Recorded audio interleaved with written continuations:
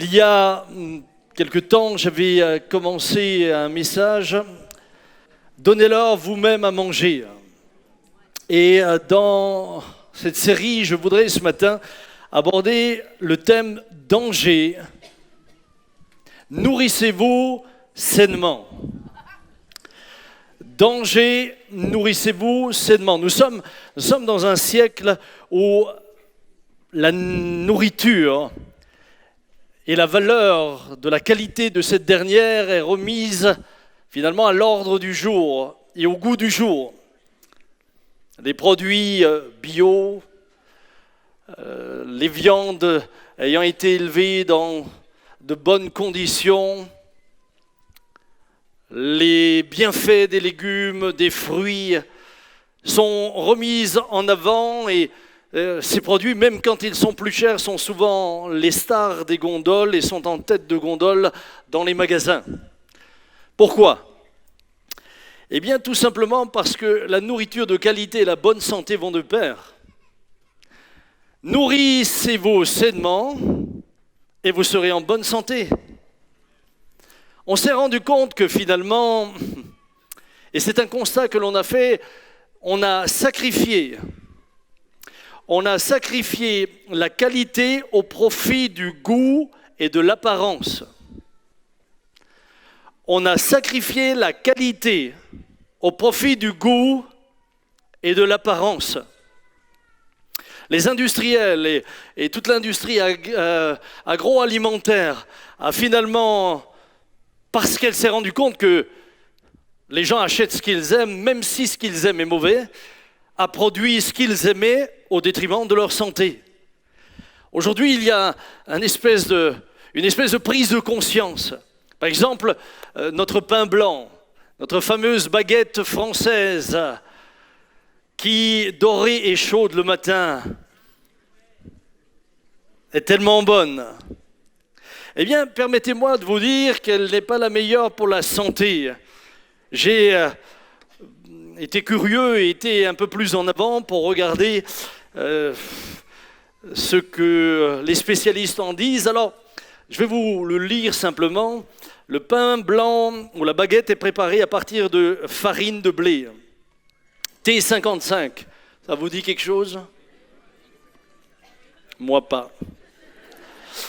Le son et les germes sont retirés au moment du raffinage, tandis que le pain complet, lui, est préparé à partir de farine complète, voire intégrale, T80 à T150. Ça vous dit quelque chose ? Ça me dit toujours rien.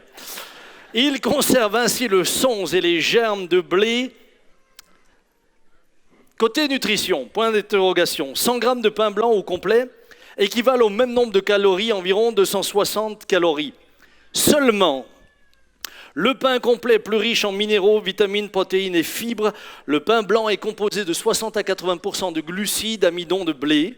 Avec un index glycémique élevé, le sucre passe rapidement dans le sang et la surcharge de glucides va être rapidement stockée en gras.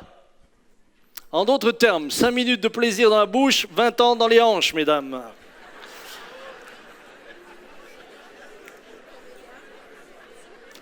Ah, pourquoi mesdames ? Oui, j'aurais pu dire messieurs. Bon, c'est un réflexe. Parce que j'ai tellement l'habitude de veiller sur la mienne. Côté satiété, le pain blanc dépourvu de fibres est pauvre en nutriments et n'apporte rien de bon. A contrario, le pain complet est un bon apport de sucre lent grâce aux fibres qu'il contient. Il facilite le transit. Et l'énergie absorbée est ainsi diffusée plus lentement dans le sang et pour plus longtemps. Des tartines de pain complet au petit déjeuner évitent le petit creux de 11 heures. Donc tous ceux qui regarderont leur montre à 11 heures, je sais que vous avez mangé du pain blanc et non pas du pain complet ce matin. Bien, vous imaginez bien que je ne suis pas venu pour vous faire un cours de nutrition. J'espère que vous l'avez compris. Parce que alors moi, en valeur nutritive, j'ai aucune expérience, aucune notion. J'aime manger et je mange à peu près tout ce qui se passe. Mais il est clair que là, notre fameuse baguette française qui fait notre fierté est loin d'être ce qu'il y a de meilleur pour notre santé.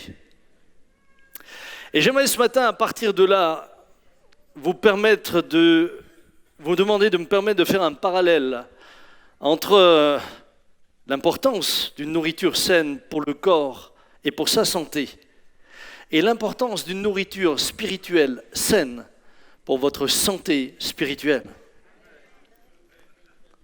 Il y a un rapport direct entre ce que vous consommez et votre santé dans le corps. Mais j'aimerais vous dire qu'il y a également un rapport direct dans la qualité de la vie spirituelle qui sera la vôtre entre ce que vous allez prendre comme nourriture et votre santé spirituelle. Mon constat aujourd'hui, et c'est un premier point, c'est que la nourriture est appauvrie dans les églises. La nourriture spirituelle a été réellement appauvrie. Ce 21e siècle, durant lequel la nourriture servie au peuple de Dieu est souvent adaptée à ce qui convient au goût de la chair, ce qui est agréable et non pas forcément ce qui est bon pour ceux qui l'entendent. J'ai le sentiment qu'on fabrique du religieux au goût du jour. Ça ne veut pas dire que cela va vous aider à vous faire avancer et à progresser. Et je vais ce matin très clairement et de manière entière dénoncer certaines choses. La porte des églises a été ouverte à différents courants d'influence. Et ces différents courants d'influence sont venus appauvrir l'Église, voire la compromettre. L'une des premières portes d'entrée de ces différents courants de pensée, eh bien, ce sont les antéchrists. C'est un thème qu'on n'utilise pas souvent dans l'Église, mais les antéchrists sont un moyen par lequel toutes sortes de doctrines sont rentrées dans l'Église, appauvrissant le peuple de Dieu et le dépouillant de son autorité et de sa puissance. Jean, dans sa première épître, après avoir insisté sur la nécessité de l'amour, va revenir sur l'importance de la doctrine. Et il dira la chose suivante dans 1 Jean 4:1, « Bien-aimés, ne vous fiez pas à tous esprits, mais éprouvez les esprits pour savoir s'ils sont de Dieu. Car plusieurs faux prophètes sont venus dans le monde. Reconnaissez à ceci l'Esprit de Dieu. Tout esprit qui confesse Jésus-Christ, venu en chair, est de Dieu. Et tout esprit qui ne confesse pas Jésus n'est pas de Dieu. C'est celui de l'Antichrist, dont vous avez appris qu'il vient et qui maintenant est déjà dans le monde. » Si Jean pouvait dire que l'Antichrist était déjà dans le monde à son époque, alors que pouvons-nous dire nous aujourd'hui? Et l'Antichrist, voyez-vous, n'est pas forcément toujours seulement en dehors de l'Église, il s'infiltre parfois dans l'Église. Il y a aujourd'hui dans l'Église de Christ, et je parle de l'Église en général, des hommes et des femmes, se présentant comme pasteurs, mais déclarant en même temps qu'ils sont athées.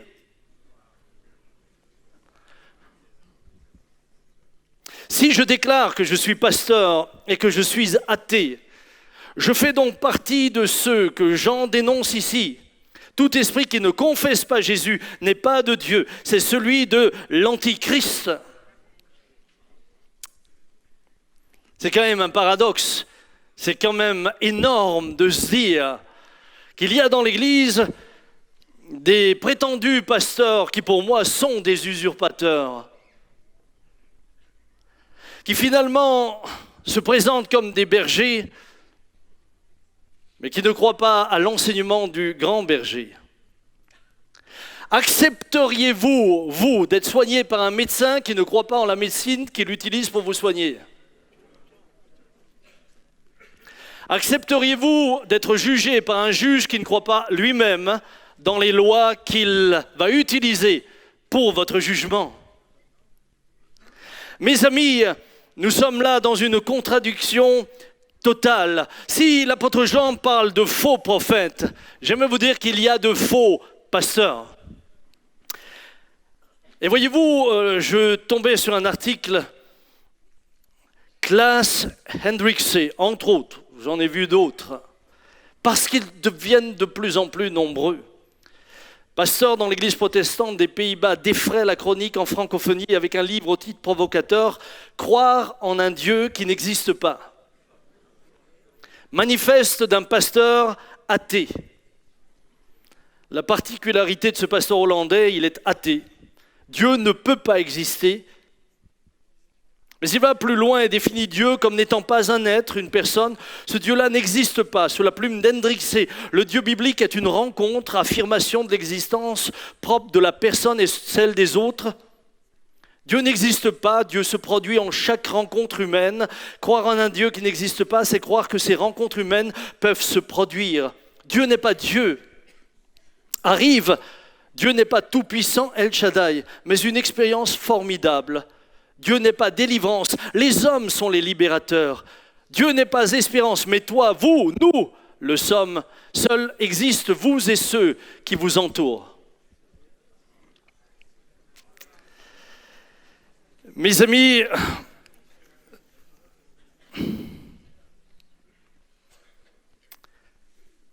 ces gens-là ouvrent la porte des églises pour que entrent et pénètrent des doctrines qui sont totalement contraires aux enseignements de Christ. Ils vont petit à petit faire entrer une forme de tolérance par rapport à tout ce que l'Écriture dénonce. Et la Bible les appelle clairement des antichrists.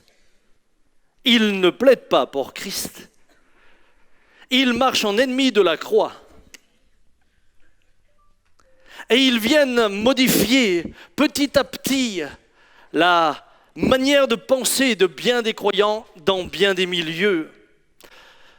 Voyez-vous, Jean dit, tout esprit qui ne confesse pas Jésus n'est pas de Dieu. Le paradoxe, c'est que ce sont ces gens-là qui sont écoutés très souvent par nos gouvernants. On les appelle des intellectuels. Ils passent pour des intellectuels. Ils sont souvent diplômés de grandes écoles. Ils ont la voix de nos politiques. Pardon, ils ont l'attention, l'oreille de nos politiques. Mais finalement, est-ce que c'est surprenant ? Permettez-moi de rappeler ce que Jean dit au chapitre 4, verset 4, dans sa première épître. « Vous, petits enfants, vous êtes de Dieu, et vous avez vaincu les faux prophètes, car celui qui est en vous est plus grand que celui qui est dans le monde.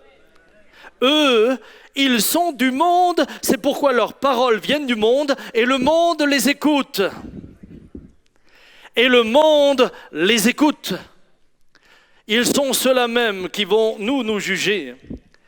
Ils sont ceux-là même qui vont se moquer de nous, qui vont nous fustiger quant à nos études. Ils sont ceux-là même qui vont chercher à nous humilier ou à nous discréditer sur la base de leur savoir. Mais dans la réalité, ce que je peux voir, c'est qu'ils emmènent dans l'Église la pensée de celui qui est contre Christ. Et il nous faut réaliser que, suivant ce qu'ils enseignent, ils nourrissent des hommes et des femmes. Mais cette nourriture est une nourriture qui va affaiblir leur foi, qui va finalement détruire le fondement sur lequel ils sont posés, Jésus-Christ. Ils se multiplient et il y en a de plus en plus. Une autre catégorie que vous allez rencontrer également, ce sont les faux docteurs. L'apôtre Paul, en avertissant Timothée à ce sujet-là, dira dans 2 Timothée 4, verset 3, « Car il viendra un temps où les hommes ne supporteront plus la saine doctrine. » Écoutez bien ça. Ils ne supporteront plus la saine doctrine. Il y a un moment donné où la saine doctrine va devenir insupportable. Et donc, parce que cette doctrine devient insupportable, dénonçant évidemment également tout ce qui se fait dans les ténèbres, voilà ce qui va se passer. ne supporteront plus la saine doctrine, mais au gré de leur propre désir, avec la démangeaison d'écouter, ils se donneront maître sur maître. Ils détourneront leurs oreilles de la vérité et se tourneront vers les fables. L'avertissement de Paul à Timothée est plus que jamais d'actualité. Se présentent aujourd'hui toutes sortes de personnes qui se disent enseignants. Lorsque vous surfez sur le net, c'est terrible.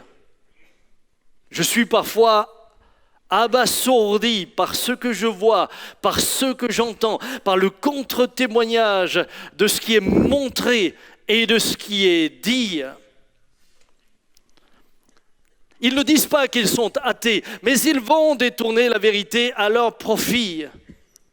Ils vont finalement vous dire ce que vous voulez entendre et ce qui est au goût et à l'ordre du goût de la société.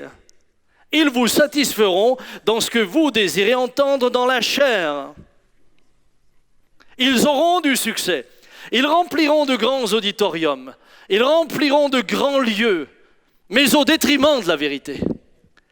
Ou une vérité appauvrie, une vérité qui a été dépouillée de ce qui en fait sa force.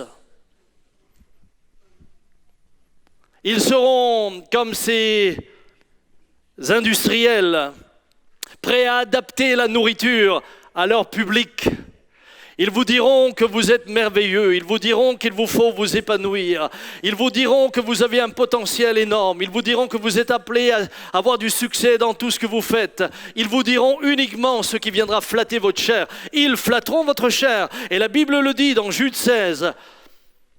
Ce sont des gens qui murmurent, des mécontents, qui marchent selon leur convoitise, dont la bouche parle avec grandiloquence et qui flattent les gens par intérêt. Ils flattent les gens par intérêt. Et leur intérêt, c'est pour certains parfois même de s'enrichir. Vous savez, les avertissements qui nous sont donnés dans l'Écriture et qui nous sont donnés là dans ces épîtres sont des avertissements qui sont pour tous les temps. Je suis abasourdi de voir de ces soi-disant pasteurs se déplacer en Rolls-Royce. Vivre dans une opulence scandaleuse. Alors oui, ils font des signes, des miracles et des prodiges, mais ça, c'est pas toujours une garantie. D'ailleurs, Jésus dira, ils viendront, n'avons-nous pas guéri des malades en ton nom, chassé des démons? Il dira, je ne vous connais pas. Ils viendront avec ce discours que vous allez devenir prospères. Les seuls qui prospèrent vraiment, c'est eux. Mes amis, ne vous laissez pas tromper. Ne vous laissez pas aveugler. Ne prenez pas cette nourriture qui vient fausser votre relation avec Dieu. Ne vous laissez pas appauvrir votre relation avec Dieu par des hommes qui finalement, la Bible en parle, ne sont pas des bergers mais des mercenaires, parce que quand l'ennemi vient, il s'enfuit. Ils ne prêchent pas la repentance contrairement aux apôtres, mais une grâce à bon marché. Rien à voir avec Thibaut et Amazing Grace. Je voudrais mettre les choses au clair. Mais ils prêchent une grâce à bon marché. Finalement, ils couvrent le péché, ils encouragent le péché. Au nom de la grâce. Mais y a-t-il quelque chose de nouveau? Il n'y a rien de nouveau. Écoutez ce que dit l'Écriture. Dans Jude, verset 3. Jude prévient, bien-aimés, comme je désirais vivement vous écrire au sujet de notre salut commun, je me suis senti obligé de le faire afin de vous exhorter à combattre pour la foi qui a été transmise aux saints une fois pour toutes. Car il s'est glissé parmi vous certains hommes dont la condamnation est écrite depuis longtemps, impies qui changent en dérèglement la grâce de notre Dieu et qui renient notre seul Maître et Seigneur Jésus-Christ. Il change en dérèglement la grâce de notre Dieu.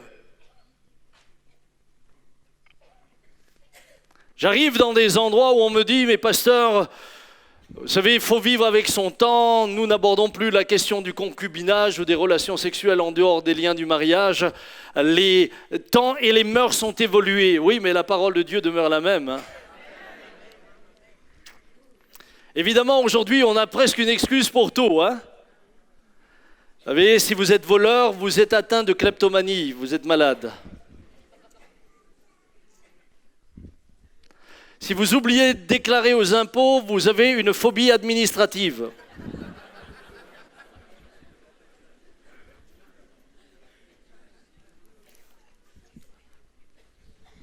Ah, on peut commencer à trouver des excuses absolument à tout.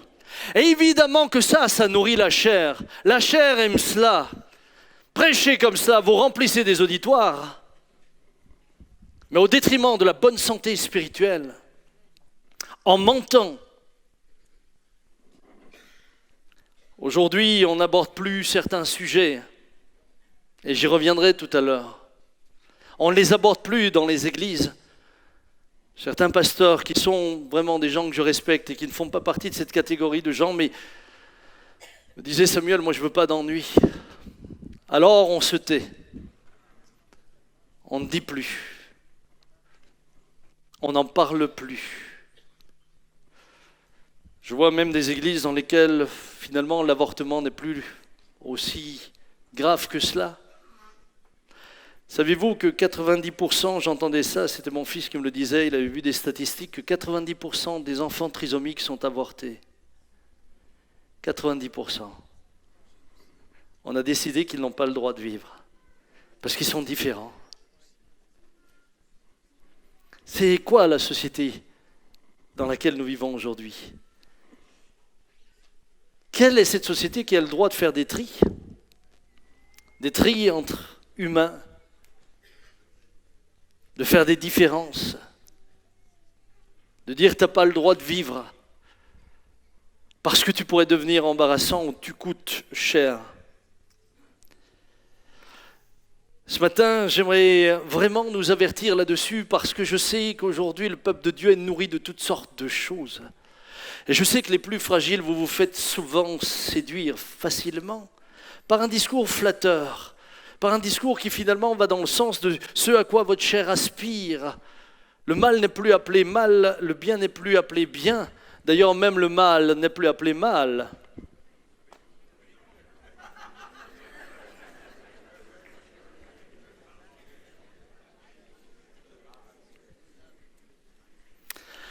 En d'autres mots, et j'aimerais avertir l'Église et l'Église de Jésus-Christ dans ce pays, un nouvel évangile apparaît dans lequel finalement l'on n'est plus en adéquation avec la parole de Dieu. On enseigne une grâce qui finalement n'est plus celle d'un Dieu de vérité, de justice. Paul dit aux Galates, je m'étonne, dans Galates 1, verset 6, que vous vous détourniez si vite de celui qui vous a appelé par la grâce de Christ pour passer à un autre évangile. Non pas qu'il y en ait un autre, il n'y a qu'un seul évangile, mais il y a des gens qui vous troublent et veulent pervertir l'évangile du Christ.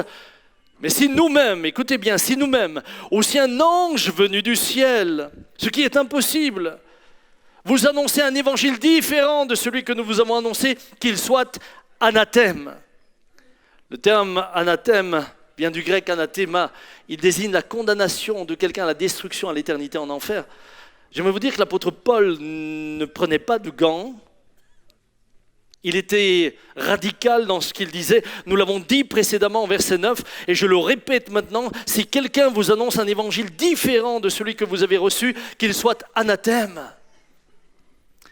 Tant de lieux où l'évangile n'est plus annoncé.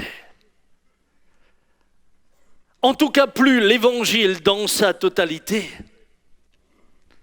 On l'a appauvri comme le pain blanc, parce qu'il est meilleur au goût, parce qu'il plaît, parce qu'il est plus adapté à la société dans laquelle nous sommes. Mais est-il pour autant bon pour votre santé spirituelle? J'aimerais vous dire non. Il vous éloigne de celui qui vous a appelé au salut. Et puis, une troisième porte par laquelle finalement rentrent également toutes sortes de doctrines qui s'installent, pas forcément toujours des doctrines, mais des modes de pensée qui s'installent avec le temps. C'est la crainte, la peur de déplaire, la crainte de la société dans laquelle nous sommes. Et j'aimerais là aussi m'exprimer clairement.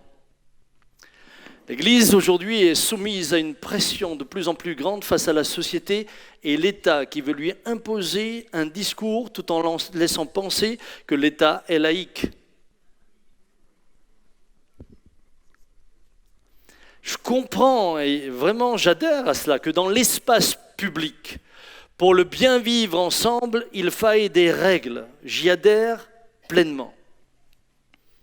Je ne crois pas que parce que quelqu'un pense différemment de moi, j'ai le droit quelconque de l'agresser d'une manière ou d'une autre. Je crois qu'il me faut respecter l'autre dans sa différence. Quand je suis dans l'espace public, eh bien, j'ai mes convictions et ils ont leurs convictions. Ils ont parfois des tendances sexuelles différentes des miennes, ce n'est pas mon problème, c'est leur liberté. Et je n'ai pas à m'offusquer en public ou dans la société face à cela, mais ça ne change pas mes convictions. Et voyez-vous, aujourd'hui, être dans le respect des autres ne veut pas dire que vos convictions profondes sont changées. La liberté consiste donc à pouvoir exprimer sa différence. C'est ça la liberté.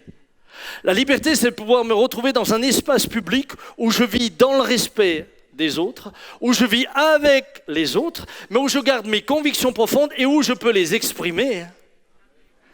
Le problème aujourd'hui, c'est que l'on commence à légiférer là-dessus en interdisant d'aborder certains sujets ou certains thèmes. C'est le constat que nous faisons. La liberté d'expression se réduit, même si en apparence, nous sommes toujours encore libres de dire ce que nous voulons. Suivant ce que vous allez dire sur la base de la parole de Dieu, on va vous traiter d'homophobe, d'islamophobe et de tous les phobes que vous voulez. Rarement, on parle de christianophobie. C'est faux, hein ?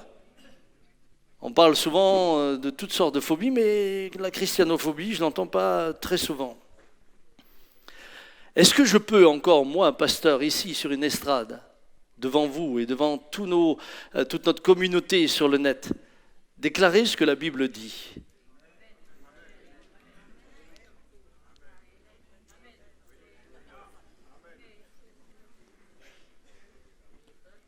Pour vous, amen. Pour la société, non. Quand je déclare Lévitique 18, 22, tu ne coucheras point avec un homme comme on couche avec une femme, c'est une abomination.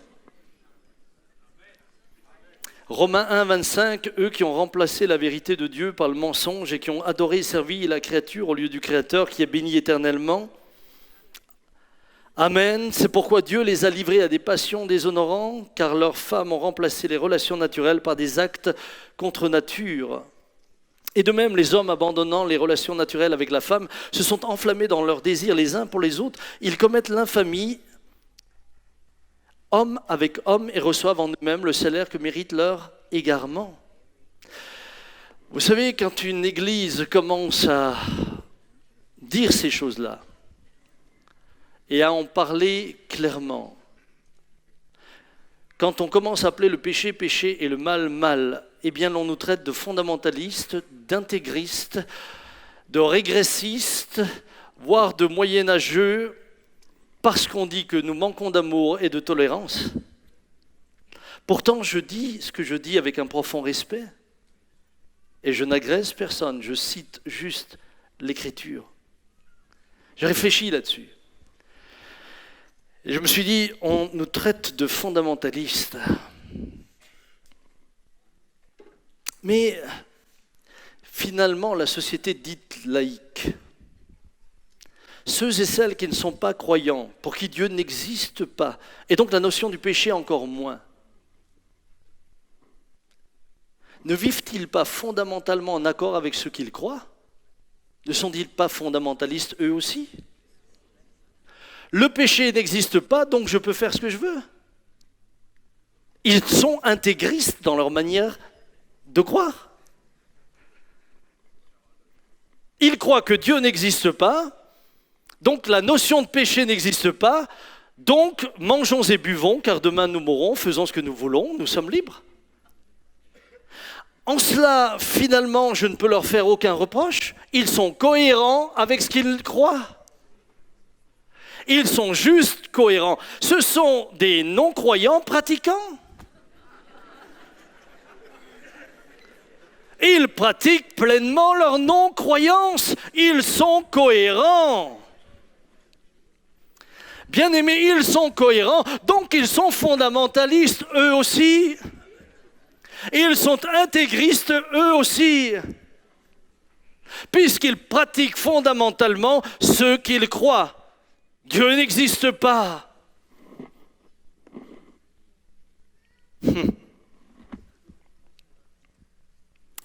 Ils sont souvent plus logiques que les croyants. Je viens de le dire. Ils sont cohérents avec ce qu'ils croient. Ils croient que Dieu n'existe pas et le péché non plus. Donc, pour eux, l'avortement, pour eux, les relations sexuelles avec des personnes de même sexe, pourquoi pas la zoophilie, si ça te fait plaisir, on s'en fiche. Pourquoi pas? Mais c'est cohérent, c'est pleinement cohérent, c'est cohérent jusqu'au bout. Pourquoi pas? Eux sont cohérents avec ce qu'ils croient. Les croyants ne sont pas cohérents, parce que les croyants disent croire en la parole de Dieu et ils ne la pratiquent pas. Les non-croyants sont cohérents avec ce qu'ils croient. Mais l'Église n'est plus cohérente avec ce qu'elle croit. Elle se tait sur ce qu'elle croit. Elle a peur d'être jugée. Elle a peur de ce qu'on lui dit. Elle a peur des menaces. Elle a peur des lois. Elle a peur d'être différente. Mes amis, ce matin, à cause de cela, nous laissons toutes sortes de nourriture entrer en nous. Nous nous nourrissons de toutes sortes de choses qui sont mauvaises pour nous. Nous taisons des choses. Et ce que nous taisons devient une habitude dans l'Église. Et ce qui se transforme en habitude transforme l'Église aussi dans son comportement et la prive de la présence de Dieu. J'écoutais Monsieur le Président de la République, pour qui j'ai du respect, l'autre jour en rapport avec les actes antisémites. J'écoutais patiemment son discours pendant une demi-heure. Et là où j'étais intéressé pendant le discours qu'il a fait lors du dîner au CRIF, il a posé une question que je trouve fondamentalement intéressante. Il se demandait pourquoi les enfants juifs quittent les écoles de la République pour rejoindre des écoles privées juives. Évidemment, et à juste titre, les actes antisémites font fuir ces enfants. Et je dénonce ces actes. Ils me sont insupportables. Mais j'avais envie de lui dire, Monsieur le Président de la République, si les enfants juifs et d'autres enfants quittent l'école de la République, ce n'est pas parce que les instituteurs ou les enseignants ne sont pas bons, non. Je souligne la qualité de leur travail, je les félicite. Je félicite leur courage. Mais c'est parce que la République est en train de heurter nos convictions les plus profondes en voulant enseigner à nos enfants non plus ce qui fait partie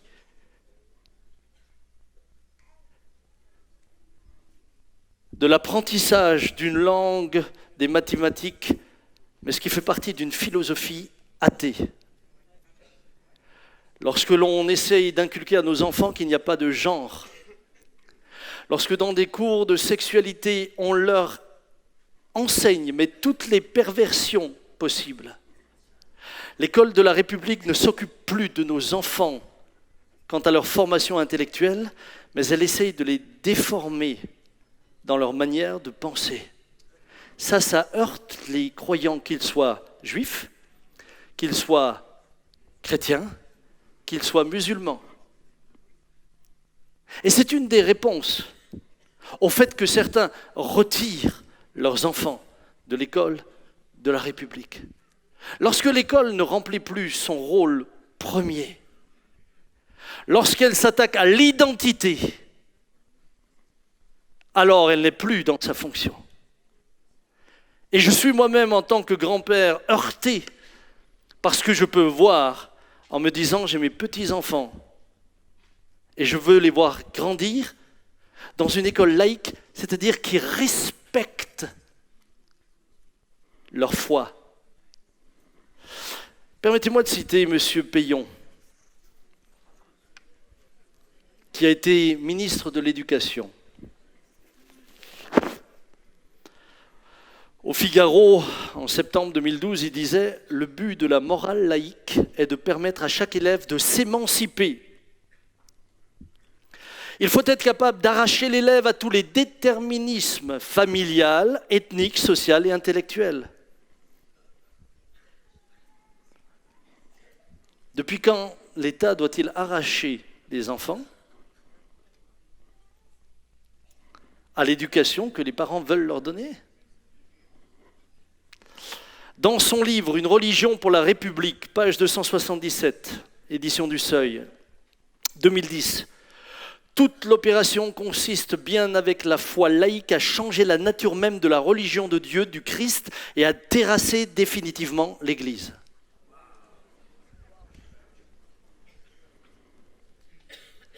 Frères et sœurs, nous ne sommes pas dans une société de bisounours.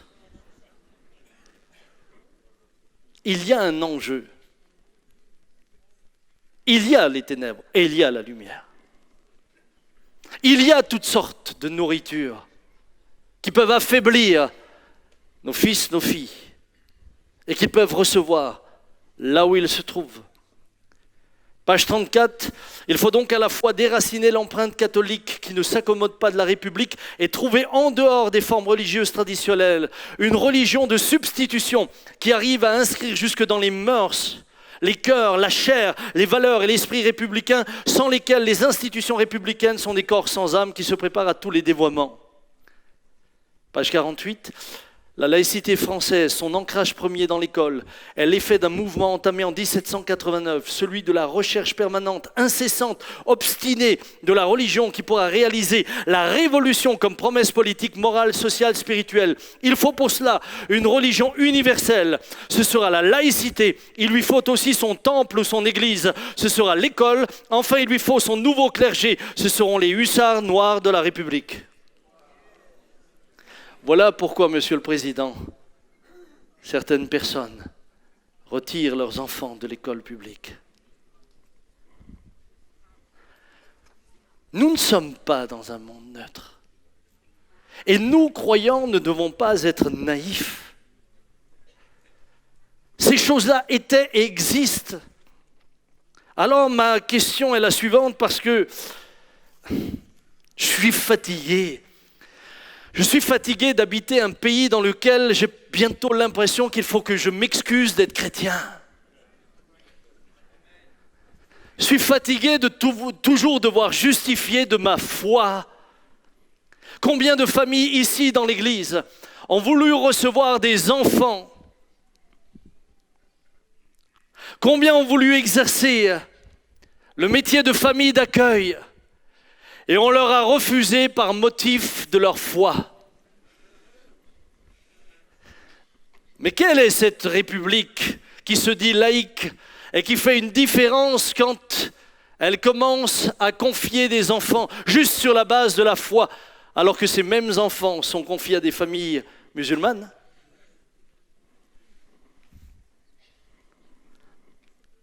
Mais la peur de la réaction de cette République-là emmène beaucoup d'hommes et de femmes, beaucoup d'églises à se taire, à s'accommoder, et je dénonce cela. Voyez-vous, lorsque j'ai réfléchi sur cette question du fondamentalisme et de l'intégrisme, quand je me suis dit, mais finalement les non-croyants sont cohérents, ils sont fondamentalistes et intégristes dans ce qu'ils croient, alors je me suis dit, pourquoi donc ne pourrions-nous pas vivre notre foi pleinement et fondamentalement en accord avec la parole de Christ et des apôtres? Pourquoi devrions-nous nous taire face à la dictature bien-pensante de ceux qui vivent sans Dieu, le déclarent et le pratiquent? Pourquoi auraient-ils, eux, le droit de pratiquer pleinement ce qu'ils croient et nous pas le droit de pratiquer ce que nous croyons? Pourquoi? Ma question, en quoi ont-ils plus raison que nous?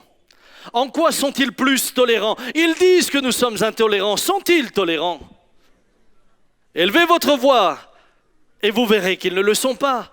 Ils légifèrent même de manière à ce que nous ne puissions plus nous exprimer librement.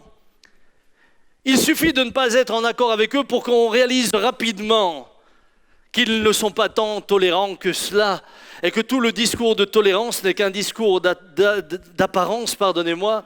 Ce matin, j'ai envie de dire en attendant, croyance contre croyance, non pas que je les oppose, mais puisqu'ils vivent pleinement ce qu'ils croient, et je les salue, ils sont cohérents. J'ai envie de dire aux chrétiens, vivons pleinement ce que nous croyons. Vivons pleinement ce que nous croyons. Soyons respectueux de ceux qui sont différents de nous. Nous ne sommes pas là pour les combattre.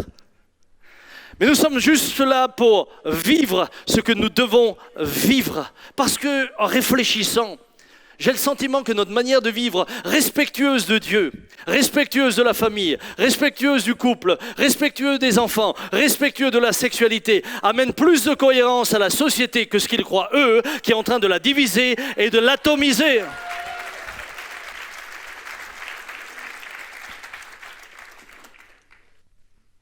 Alors, qu'allons-nous faire? Nous taire dans nos églises? Qu'allons-nous faire? Passer outre certaines vérités simplement parce que nous n'avons plus le courage d'en parler? Que faire? C'est mon dernier point. Que faire? Parce qu'en résumé de ce que je viens de dire, ce qui précède a des conséquences dramatiques sur l'Église de Jésus-Christ en France et ailleurs. Le salut des âmes, l'avancement du royaume de Dieu, une mauvaise nourriture spirituelle, des croyants affaiblis et vulnérables, des églises remplies de gens qui vivent dans le péché, on justifie tout et n'importe quoi. Je vois même des âgés qui ont grandi dans les églises, aujourd'hui ils vivent en concubinage en disant « mais si je me marie, je perds la rente ». J'ai dit « mais c'est quoi la rente qui est importante ou ton obéissance à Christ? En qui t'as mis ta confiance ?» Il y a aujourd'hui une tolérance de plus en plus... Je ne vous parle pas de la société, comprenez bien, moi que la société soit pour le mariage pour tous, que dans la société on a officialisé le mariage pour tous, ok, c'est la société, c'est cette société laïque, c'est cette société surtout non croyante qui croit et qui fait ce qu'elle croit, d'accord, mais qu'on nous l'impose et qu'on nous l'induise dans les églises, ça c'est autre chose. Et lorsque je parlais d'antichrist tout à l'heure, ces gens-là font entrer toutes ces notions. Vous avez des milieux aujourd'hui où l'on marie les gens du même sexe, religieusement. Moi, qu'on les marie civilement, pourquoi pas, c'est la République, c'est l'État. Mais quand on rentre dans l'Église, on change d'autorité. Bien sûr que nous sommes soumis aux autorités, mais notre autorité, c'est d'abord celle de Dieu. Alors que faire? Est-ce que vous me laissez... Ça va, vous me suivez encore ce matin? Avant de venir, j'ai dit, Seigneur, je prie pour que je prêche calmement. Je n'ai pas envie de me laisser aller, je veux juste être posé. Mais je voudrais que ce soit bien posé pour que ce soit bien compris. Que faire? Eh bien, on va faire ce qu'ils ont fait. L'apôtre Paul déclare aux Galates, chapitre 1, verset 10, « Et maintenant, est-ce la faveur des hommes que je désire ou celle de Dieu? Est-ce que je cherche à plaire aux hommes? Si je plaisais encore aux hommes, je ne serais pas serviteur de Dieu. » Vous ne pouvez pas plaire à tout le monde. Vous allez soit plaire aux uns, soit lui plaire à lui. Romains 12, 2. Il leur déclare, ne vous conformez pas au siècle présent, mais soyez transformés par le renouvellement de l'intelligence, afin que vous discerniez quelle est la volonté de Dieu, ce qui est bon, agréable et parfait. Voilà ce qu'il dit, ne vous conformez pas au siècle présent. Dans quel contexte dit Paul ces choses-là ? Dans lequel, vous savez, parfois c'est quand même intéressant de revenir dans le contexte historique dans lequel ces choses ont été dites, parce qu'on peut se dire, il a dit ces choses alors qu'ils n'avaient pas de risque, qu'ils étaient tranquillement installés. Non, non. Au moment où Paul exhorte les chrétiens à Rome à ne pas se conformer au siècle présent, ils étaient en train de vivre sous le règne de l'empereur Néron. Est-ce que je peux juste vous faire un petit résumé?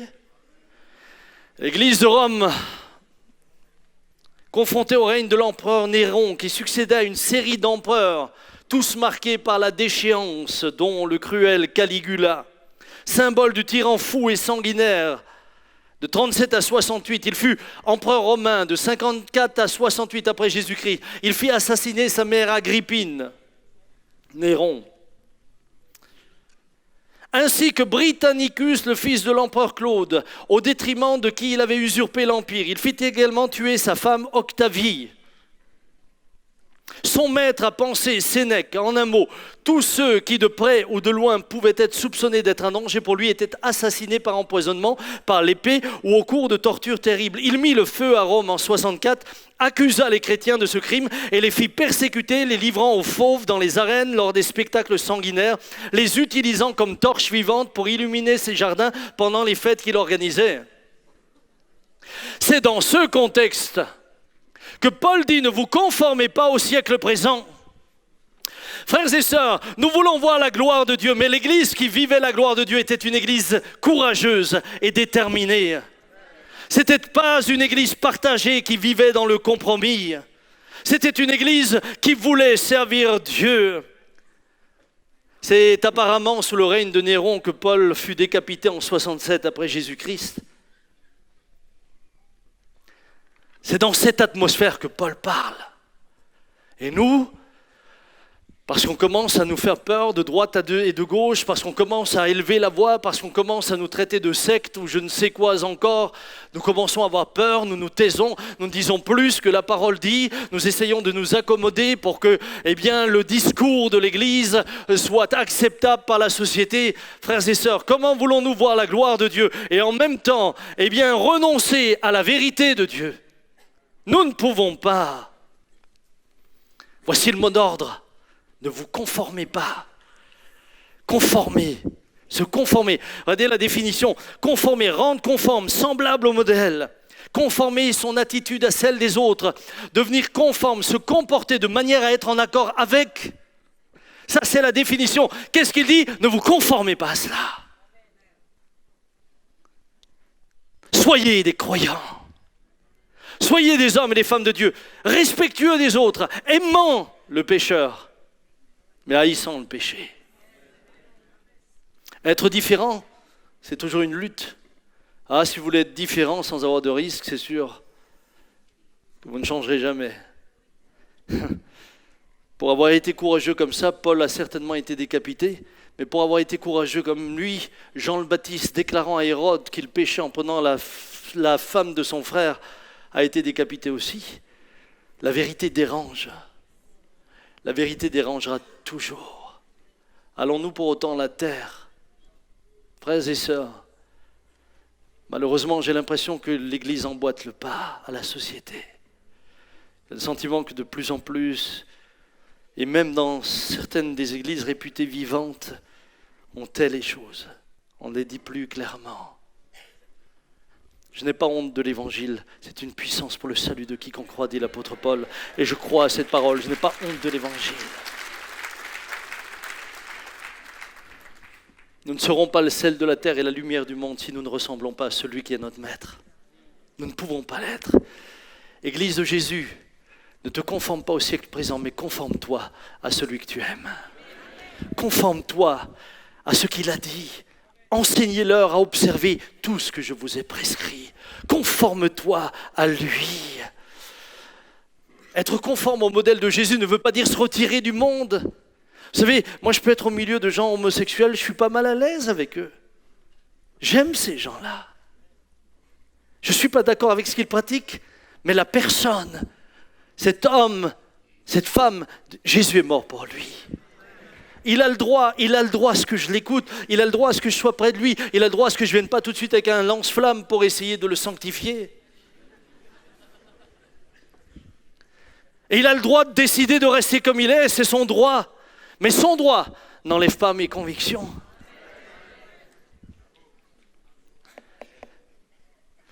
Regardez, Jean 17, 14, je leur ai donné ta parole.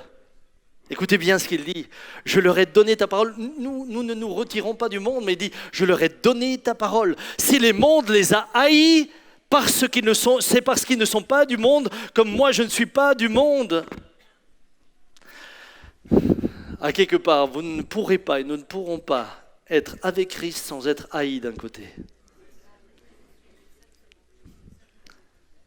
Jésus dit, ils m'ont persécuté, ils vous persécuteront.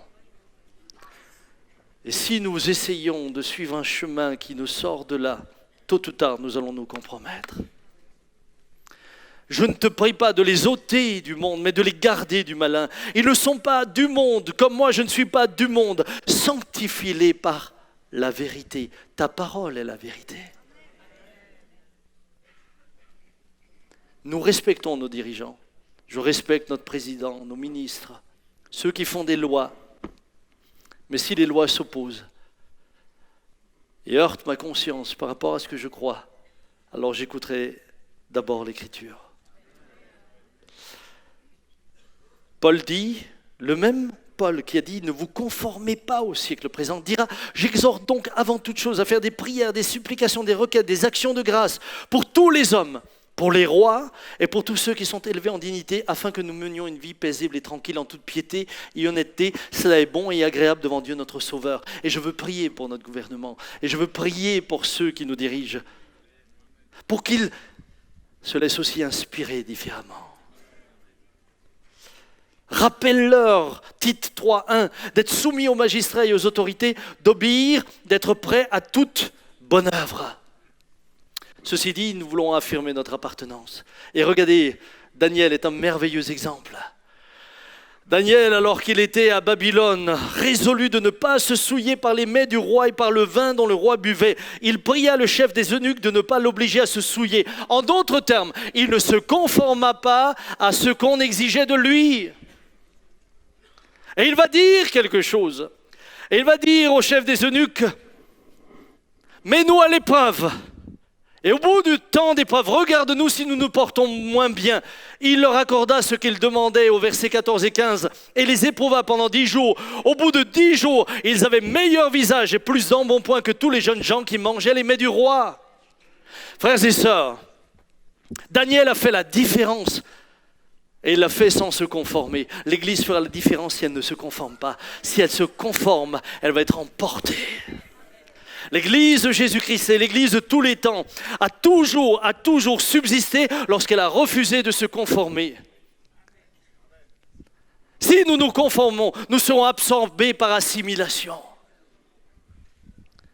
Soyons fidèles. Et vous savez, la fin de l'histoire, c'est que le roi Nebuchadnezzar va reconnaître que le Dieu de Daniel est le seul et le vrai Dieu. Et moi je me dis, et si nous persévérions, et si nous restons fermes, et si nous acceptions même de recevoir des coups, et si à la fin, en voyant la qualité de vie des familles chrétiennes, l'État commençait à se poser la question, et si on changeait la règle ? Et si on changeait la règle ? Et si on changeait la règle ? Alors en conclusion, j'ai encore 2 minutes. Thibaut, tu as vu que je suis dans le temps, hein ? J'aimerais vous dire, nourrissez-vous sainement et régulièrement. Il y a des croyants qui veulent résister sans se nourrir. Moins vous mangez, plus vous devenez faible. Vous avez vu une semaine de jeûne, à quoi on est réduit ? Hein ? Tous tout blancs. Moi, je devais porter mon bois, j'avais l'impression que le bois prenait plus de kilos chaque jour. Non, nourrissez-vous sainement. Ouvrez la parole de Dieu, ne la négligez pas. Ça, c'est votre responsabilité. Et puis ensuite, Jésus dit, sanctifie-les par la vérité, ta parole est la vérité. Qu'est-ce qui peut vous rendre libre ? C'est la vérité. La vérité seule affranchit. Si nous ergotons avec la parole de Dieu, si nous enlevons ce qui ne nous arrange pas, si nous l'appauvrissons pour plaire à la société, alors nous ne nous sanctifierons plus, mais nous serons assimilés par le péché. Paul dit aux Philippiens, au reste frères, que tout ce qui est vrai, tout ce qui est honorable, tout ce qui est juste, tout ce qui est pur, tout ce qui est aimable, tout ce qui mérite l'approbation, ce qui est vertueux et digne de louange, soit l'objet de vos pensées. Ce que vous avez appris, reçu et entendu, et ce que vous avez vu en moi, pratiquez-le, et le Dieu de paix sera avec vous. Et c'est ce qui m'importe. Frères et sœurs, ce qui m'importe pour l'Église, la porte ouverte, c'est que le Dieu de paix soit avec nous. Et je sais qu'il ne sera qu'avec nous à ces conditions-là, et pas à d'autres. Nous pouvons faire de beaux programmes, nous pouvons faire de l'animation religieuse. Ce n'est pas ça qui va vous changer. Quand Paul dit « ne vous conformez pas au siècle présent », Romains 12, 2, il emploie un autre terme très intéressant. Mais soyez transformés par le renouvellement de l'intelligence afin que vous discerniez quelle est la volonté de Dieu, ce qui est bon, agréable et parfait.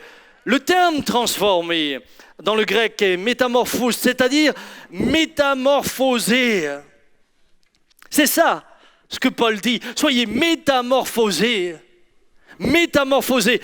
La définition de la métamorphose, c'est changement de forme, de nature ou de structure tel que l'objet n'est plus reconnaissable. On parle de métamorphose de la chenille en papillon. Je souhaite que l'Église soit tellement métamorphosée que le monde ne nous reconnaît plus en disant « Mais qui sont-ils ? Ils sont formidables !»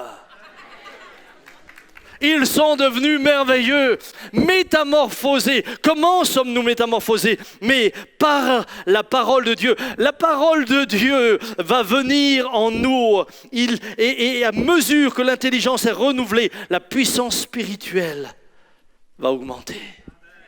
Métamorphosés. Ce serait beau que vos voisins... J'ai vu des chrétiens qui me disaient, mais mes amis ne me reconnaissent plus. Vous savez, on parle de Saint Augustin. Avant qu'il soit saint, apparemment, il ne l'était pas. Et manifestement, il aimait beaucoup les dames. Quand je dis il aimait beaucoup les dames, bien. Et voilà qu'un jour, saint Augustin, alors qu'il venait de faire une expérience forte avec Christ, croise une de ses anciennes copines. Et elle le voit, et manifestement, elle avait dû vivre des choses intéressantes avec lui. Et en le voyant, elle lui court après en criant « Augustin! Augustin! C'est moi !» Et lui s'est retourné et dit « Mais moi, c'est plus moi, c'est plus moi !» Métamorphosé, transformé. Vous savez, quand un coureur de jupons peut résister au jupon qui lui court après, c'est qu'il est métamorphosé. C'est qu'il est métamorphosé. Alors permettez-moi de vous laisser encore avec cette parole de Paul à Timothée. Toi, demeure dans les choses que tu as prises et reconnues certaines, sachant que de qui tu les as prises dès ton enfance, tu connais les saintes lettres qui peuvent te rendre sage à salut par la foi en Jésus-Christ. Toute écriture est inspirée de Dieu. Est-ce que vous croyez ça? Toute écriture est inspirée de Dieu et utile pour enseigner, pour convaincre, pour corriger, pour instruire dans la justice, afin que l'homme de Dieu soit accompli et propre à toute bonne œuvre. Je vous laisse avec un dernier conseil. Frères et sœurs, nourrissez-vous sainement et faites comme les gens de Béry. Ceux-ci avaient de meilleurs sentiments que ceux de Thessalonique, nous est-il dit au verset 11 de Acte 17. Ils reçurent la parole avec beaucoup d'empressement et ils examinaient chaque jour les Écritures pour voir si ce qu'on leur disait était exact. Et à ceux qui voulaient leur interdire d'annoncer la parole de Dieu, les apôtres répondirent, dans Acte 5, 29, Pierre répondit, ainsi que les apôtres, il faut obéir à Dieu plutôt qu'aux hommes. Laissez-moi avec cette dernière phrase de Jésus, n'ayez pas peur. N'ayez pas peur. Parce que s'il est avec nous, qui sera contre nous? Père, nous reconnaissons qu'une mauvaise nourriture affaiblit le corps, voire le rend malade. En tout cas, ne lui donne pas les éléments dont il a besoin, fondamentalement. Seigneur, si nous croyons ces choses pour la nourriture du corps, nous le croyons d'autant plus pour la nourriture de l'âme. Nous te prions ce matin. Aide-nous à être des hommes et des femmes qui soyons cohérents avec ce que nous croyons. Nous sommes entourés par une société qui est cohérente avec ce qu'elle croit. Et ce qu'elle croit, c'est que tu n'existes pas. Ce qu'elle croit, c'est que le péché n'existe pas. Ce qu'elle croit, c'est que l'homme est maître de son destin et peut faire et de son corps et de sa vie ce qu'il veut, comme il le veut. Ils sont cohérents avec ce qu'ils croient. Aide ton peuple à être cohérent avec ce qu'il croit en mettant en pratique ta parole. Aide-nous à être comme David et à dire « Je serre ta parole dans mon cœur afin de ne pas pécher contre toi ». Aide-nous, Seigneur, à être sel de la terre et lumière du monde dans une société qui ne nous comprend pas, voire qui nous juge. Aide-nous à bénir ceux-mêmes qui nous maudissent. Aide-nous, Seigneur, à aimer malgré nos différences. Aide-nous, Seigneur, à aimer même lorsqu'on nous choque dans notre foi, lorsqu'on nous heurte. Et Seigneur, si l'on cherche à nous discréditer, donne-nous de ne pas nous détourner de ta parole. Nous voulons, Seigneur, nous appuyer sur toi. Nous voulons nous appuyer sur le fondement de notre foi, Jésus-Christ. Nous t'aimons de tout notre cœur et nous voulons te rendre toute la gloire. Jusqu'au bout, je veux te suivre. Ta parole dit, prêche l'évangile en toute occasion, favorable ou non. Seigneur, eh bien, nous voulons être de ceux qui sommes des témoins, que la situation soit favorable ou non. Mais plus que tout, nous ne voulons pas pécher contre toi. La crainte de l'Éternel et donc le respect de sa parole, c'est le commencement de la sagesse. Seigneur, fais de nous un peuple sage. Fais de nous un peuple intègre. Et que ta parole nous donne la force d'aller de l'avant en restant fidèles et intègres dans nos voies et dans ceux que nous t'avons promis. Que ton nom soit béni, que ton nom soit glorifié, que ton esprit puisse se réjouir au milieu de nous. Que ton esprit puisse se réjouir au milieu de nous. Nous t'aimons et nous t'adorons. Amen.